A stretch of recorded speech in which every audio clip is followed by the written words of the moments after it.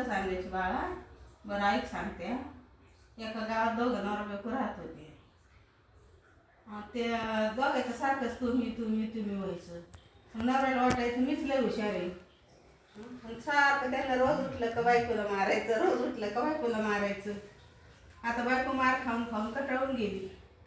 काय बाई म्हणजे रोज उठलं का मारते बाबा, रोज उठलं का मारते म्हणजे. मग दुसऱ्या दिवशी लागला मारायला. मग तिने विचार केला.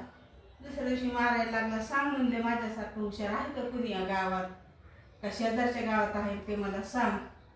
मग बायको म्हणाली नवऱ्याला, आहो म्हणली तुम्हीच काय लय हुशार आहे, तुमच्यापेक्षा एकाचडी एक जास्त हुशार आहेत म्हणजे लोक, तुमच्यापेक्षा हुशार आहे, शेजारच्या गावात जाऊन बघा.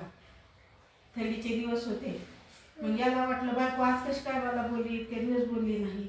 थांब म्हणले आता मी जातोच बघूनच येतो शेजारच्या गावात माझ्यापेक्षा कोण हुशार आहे ते.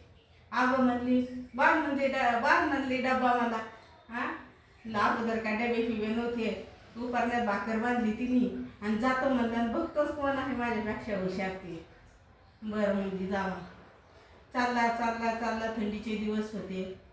मग चालला रस्त्याने, रस्त्यावर एका बाईचं घर होतं.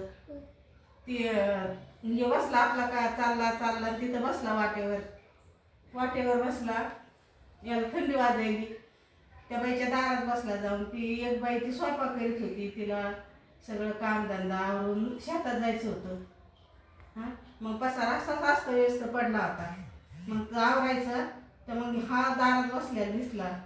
जाताना थंडीने कुडकुडत अंगावर शाल घेतली. तिथं बसलाय कुडकुड कुडकुड करीत थंडीनं. मग ती बाई म्हणली, आहो भाऊ म्हणली किती थंडी वाजायला लागली तुम्हाला, या म्हणली घरामध्ये इकडं.